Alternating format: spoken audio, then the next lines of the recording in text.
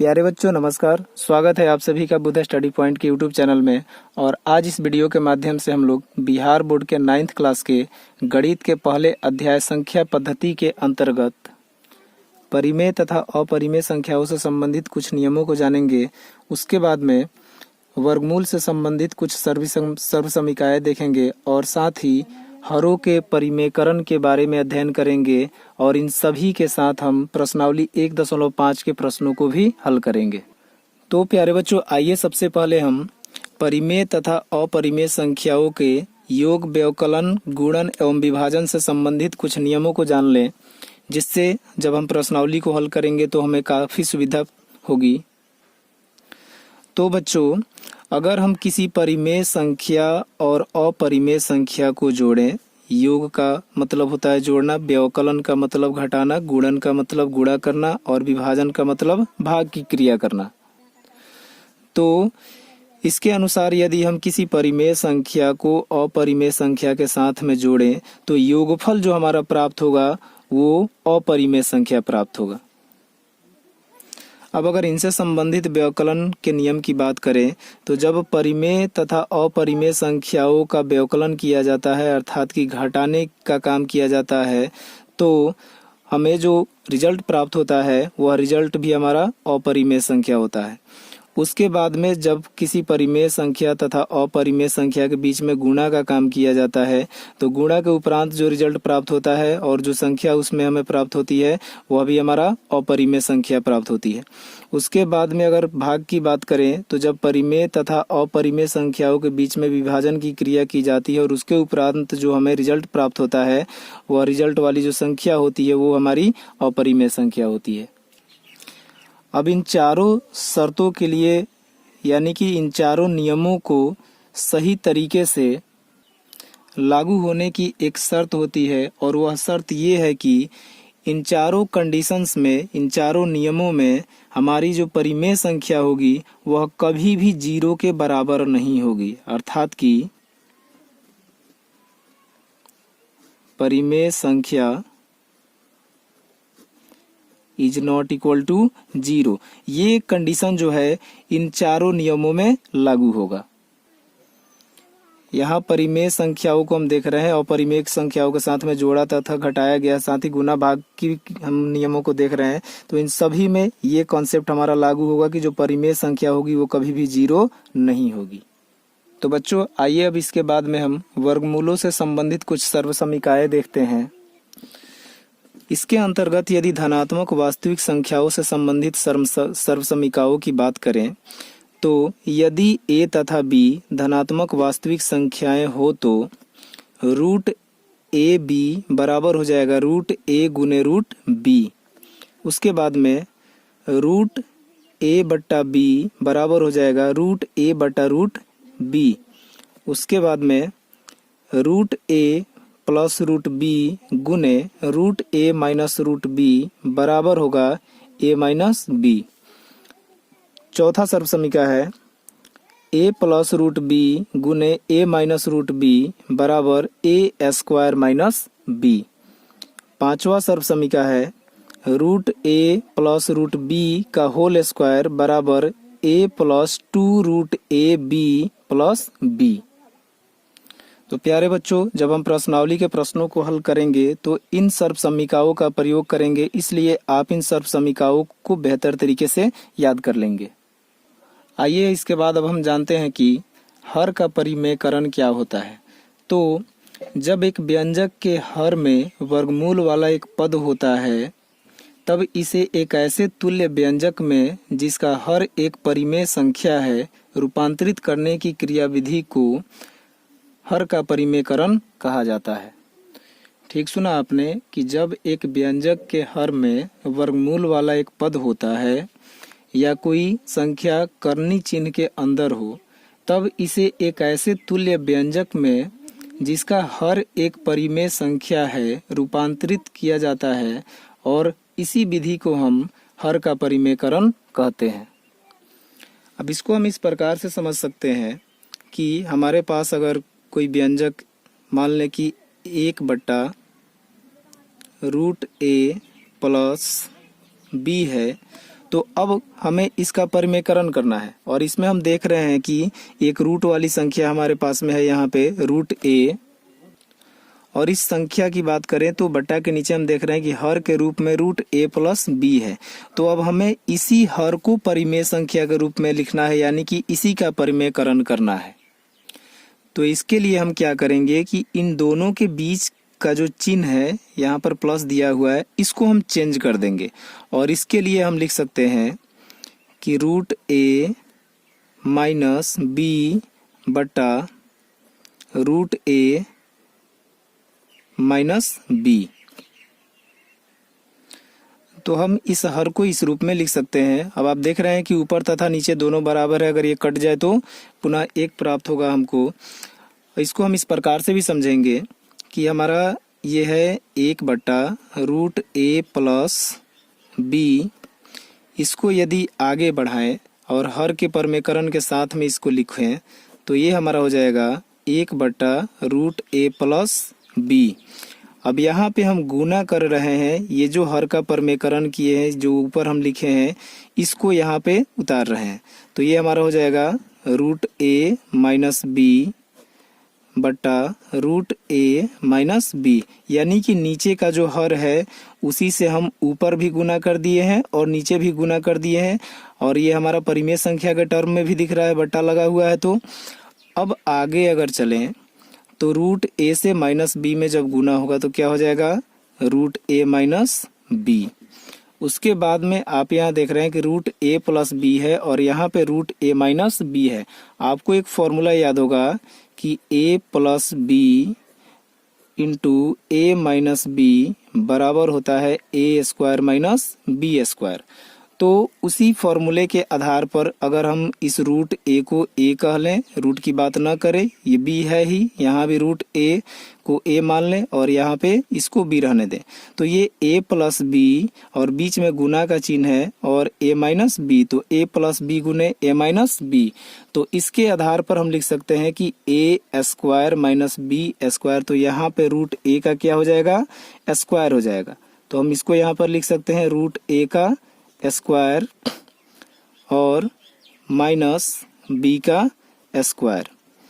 अब इसको जब आगे बढ़ाएंगे तो ये ऊपर हो जाएगा रूट ए माइनस बी। अब नीचे आप देख रहे हैं कि रूट ए का स्क्वायर है, तो रूट ए में जब रूट ए से गुना करेंगे तो ये हमारा सिर्फ ए हो जाएगा और यहाँ पर बी स्क्वायर बच जाएगा। तो हमने यहाँ पर इसके परिमेयकरण की प्रक्रिया को पूरा कर ली है। अब यहाँ पे रूट ए का स्क्वायर करने के बाद में ए आया है, इसको थोड़ा और विस्तृत रूप में जानते हैं। अब अगर इस रूट ए को और विस्तृत हम करें तो रूट ए के जगह पर अगर हम कोई संख्या ले लें, मान लेते हैं कि रूट 4 है और इसका वर्ग है, तो हम क्या लिख सकते हैं कि सिर्फ 4 लिख सकते हैं। ये 4 क्यों लिखते हैं इसको जानते हैं। रूट 4 का वर्ग है, यानी कि हम इसका 2 बार गुना करेंगे तो ये क्या हो जाएगा रूट 4 गुने रूट 4 बराबर, अब दोनों के ऊपर रूट है तो हम इसको इस प्रकार भी लिख सकते हैं कि रूट 4 गुने 4। अब 4 और 4 का गुना होगा तो ये क्या हो जाएगा रूट 16 हो जाएगा। और हम जानते हैं कि रूट 16 का वर्गमूल कितना होता है 4 होता है। तो इस आधार पे हम किसी भी रूट वाली संख्या का वर्ग जब करते हैं तो वहां पर हम रूट को हटा करके अंदर की जो संख्या होती है उसी को लिख देते हैं, जैसा कि आपने अभी यहाँ पर देखा। लेकिन यह नियम सिर्फ अगर बीच में गुना का चिन्ह हो या वर्ग हो तभी लागू होता है, लेकिन अगर प्लस का चिन्ह हो तो यह नियम जो है बदल जाता है। जैसे अगर बात करें कि रूट 4 प्लस रूट 4, तो अब यहाँ पर ये 4 और 4 नहीं जुटेगा, बल्कि रूट के बाहर हम जानते हैं कि किसी भी संख्या के पहले अगर कुछ नहीं है तो गुणांक के रूप में एक रहता है, वहां पे छिपा रहता है। तो यहाँ का 1 और यहाँ का 1 जुटेगा तो ये कितना हो जाएगा 1 और 1 2, और रूट अंदर 4 है तो ये रूट के अंदर 4 रहेगा, यानी कि 2 रूट 4 हो जाएगा। अगर माइनस की बात करें तो उसी प्रकार से अगर हम यहाँ पर अगर लिख दें कि 3 रूट 4 माइनस 2 रूट 4 बराबर, तो ये √4 और √4 नहीं घटेगा, बल्कि इसके बाहर का जो ये गुणांक दिख रहा है, गुणा का जो अंक दिख रहा है 3 और 2, ये दोनों घटेंगे। तो 3 में से 2 घटेगा, कितना बचेगा? 1 बचेगा, और यहाँ √4 उतर जाएगा। तो 1 बच रहा है, इसलिए हम लिख नहीं रहे हैं, सिर्फ यहाँ पर हम √4 लिख रहे हैं। तो प्यारे बच्चों, ये थे वर्गमूल से संबंधित कुछ कंसेप्ट्स। अब आइए हम प्रश्नावली 1.5 के प्रश्नों को हल करते। अब प्यारे बच्चों, प्रश्नावली 1.5 के पहले क्वेश्चन को देखें तो पहला क्वेश्चन है, बताइए नीचे दी गई संख्याओं में कौन कौन परिमेय है और कौन कौन अपरिमेय है। और इसमें 5 अलग अलग संख्याएं दी गई हैं, इनको हमको बताना है कि इसमें से कौन परिमेय है तथा कौन अपरिमेय है। तो अब इनको हम परिमेय तथा अपरिमेय में बांटने से पहले उन नियमों को फिर से एक बार देख लेते हैं जिनको हमने अभी पढ़ा है। इसी कॉन्सेप्ट के आधार पर हम इन 5 क्वेश्चनों को अलग अलग बता पाएंगे कि कौन परिमेय है तथा कौन अपरिमेय है। जिसमें हमने जाना था कि परिमेय अपरिमेय को जोड़ने पर अपरिमेय संख्या प्राप्त होती है, परिमेय और अपरिमेय का घटाव करने पर अपरिमेय संख्या प्राप्त होती है, परिमेय और अपरिमेय का गुना किया जाता है तो भी अपरिमेय संख्या प्राप्त होती है, और साथ ही जब इनका भाग भी किया जाता है तो अपरिमेय संख्या प्राप्त होती है। और उसका एक कंडीशन था कि परिमेय संख्या जो है 0 के बराबर नहीं होनी चाहिए। तो आप यहाँ पहले क्वेश्चन में रोमन के देख रहे हैं कि हमारा 2 - √5 है, जिसमें 2 एक परिमेय संख्या है और √5 एक अपरिमेय संख्या है। तो परिमेय और अपरिमेय का जब घटाव किया जाता है तो क्या प्राप्त होता है? अपरिमेय प्राप्त होता है। उस कॉन्सेप्ट के आधार पर हम क्या लिख सकते हैं इसके लिए कि यह अपरिमेय संख्या है, अपरिमेय संख्या है। दूसरे क्वेश्चन को देखें इसके, तो इसको हम थोड़ा सा आगे कर लेते हैं सॉल्व करके। 3 + √23 -√23। अब यहाँ पे हम सिर्फ ब्रैकेट को हटा दिए हैं, तो आप यहाँ पे देख रहे हैं कि ये +√23 है और ये -√23 है, दोनों बराबर है प्लस माइनस के साथ में, तो ये कट जाएगा। बराबर क्या बचेगा हमारा? 3, और 3 क्या है? परिमेय संख्या है। तो हम यहाँ पर लिखेंगे कि परिमेय संख्या है। इस क्वेश्चन की बात करें तो आप यहाँ पे देख रहे हैं कि 2√7 बटा 7√7, तो यहाँ पर सीधे दिख रहा है कि √7 से √7 कट जाएगा, बचेगा क्या हमारा? 2/7। अब ये भी क्या हो गया हमारा? परिमेय संख्या हो गया। तो इसके लिए हम लिखेंगे कि यह परिमेय संख्या है। अब यहाँ पे आप देख रहे हैं कि ऊपर 1 है जो कि परिमेय संख्या, और नीचे √2 है, और √2 क्या होता है? अपरिमेय संख्या होता है। तो जब परिमेय संख्या और अपरिमेय संख्या का भाग किया जाता है तो जो रिजल्ट प्राप्त होता है वह भी हमारा अपरिमेय संख्या। तो इसको हम सीधे तौर पर उस कॉन्सेप्ट के आधार पर लिख सकते हैं कि यह अपरिमेय संख्या है। अब यहाँ 5वें क्वेश्चन की बात करें तो 2 × √π है, और पाई को हम जानते हैं कि पाई एक अपरिमेय संख्या है। तो 2 से जब पाई में गुना किया जाएगा, यानी कि 2 परिमेय संख्या और पाई अपरिमेय संख्या है, तो इसका भी हमारा जो रिजल्ट प्राप्त होगा क्या प्राप्त होगा? अपरिमेय संख्या प्राप्त होगा। तो हम यहाँ लिखेंगे कि यह अपरिमेय संख्या है। अब आइए इस प्रश्नावली के दूसरे प्रश्न को देखते हैं, और दूसरे प्रश्न में भी 4 अलग अलग सवाल दिए गए हैं, और कह रहा है कि निम्नलिखित व्यंजकों में से प्रत्येक व्यंजक को सरल कीजिए। तो ये रहा हमारा पहला व्यंजक। अब इसको हमें हल करना है। तो आप देख रहे हैं कि 3 + √3 × 2 + √2 है। तो हम बीजगणित का जो गुना होता है उसके कॉन्सेप्ट के आधार पर हम इसको लिख सकते हैं। पहले इस 3 को कॉमन के रूप में लिख लेंगे, और ये दूसरा ब्रैकेट वाला पूरा यहाँ पर उतार लेंगे। तो 3 × 2 + √2 हो जाएगा। फिर अब इस √3 को प्लस के साथ में कॉमन ले लेंगे, और पुनः दूसरे ब्रैकेट को यहाँ पे पूरा उतार लेंगे। अब जब गुना करेंगे तो 3 में 2 से गुना होगा, 3 दूना हो जाएगा 6। अब इस 3 से प्लस √2 में गुना करेंगे तो प्लस प्लस प्लस आ जाएगा पहले, उसके बाद में ये हो जाएगा 3 √2। क्योंकि इसके बाहर जो गुणांक है उसके इसके साथ गुना होगा तो रूट 2 के पहले 1 मान सकते हैं हम, और 1 में 3 से गुना करेंगे तो 3 रूट ये 2 आ जाएगा। उसके बाद यहाँ पर जब गुना करेंगे, अब यहाँ पे देख रहे हैं कि प्लस है और 2 के पहले क्या है, प्लस है, तो गुना करेंगे तो प्लस प्लस प्लस हो जाएगा। अब रूट 3 में जब 2 से गुना करेंगे तो ये हो जाएगा 2 रूट 3। उसके बाद में यहाँ गुना करना है हमको, यहाँ भी प्लस है और यहाँ भी प्लस है, तो प्लस प्लस का गुना होकर पहले प्लस हो जाएगा। और रूट 3 में जब रूट 2 से गुना करेंगे तो 3 और 2 का गुना हो जाएगा और रूट रहेगा तो ये हो जाएगा रूट 6। तो यही हमारा इसका आंसर बनता है। अब ये है हमारा इसका रोमन का दूसरा सवाल कि 3 प्लस रूट 3 गुने 3 माइनस रूट 3। तो इसको हल करने के लिए हम एक सर्वसमीका का प्रयोग करेंगे। अभी हमने ये सर्वसमीका देखा था कि a प्लस रूट बी गुने a माइनस रूट बी बराबर होता है a स्क्वायर माइनस b। तो इस सर्वसमीका के आधार पर अगर a और b के जगह पर ये जो 3 दिया गया है, एक रूट के अंदर और एक रूट के बाहर, इनको बैठा दें तो ये हमारा a स्क्वायर माइनस b के रूप में इस प्रकार से आ जाएगा। अब यहाँ a के जगह पे 3 दिया है और b के जगह पर रूट 3 दिया है, तो a स्क्वायर माइनस b लिखना है हमको। तो a के लिए हम यहाँ पे 3 को बैठा देंगे तो 3 का क्या हो जाएगा, स्क्वायर हो जाएगा इस आधार पर। और b के लिए ये रूट रूट कैंसिल हो जाएगा और उसके बाद में सिर्फ यहाँ पे b के लिए 3 आ जाएगा। उसके बाद में अब यहाँ पे 3 का जब वर्ग करेंगे तो ये हो जाएगा 9 और माइनस 3 बराबर 6 हमारा आंसर हो जाएगा।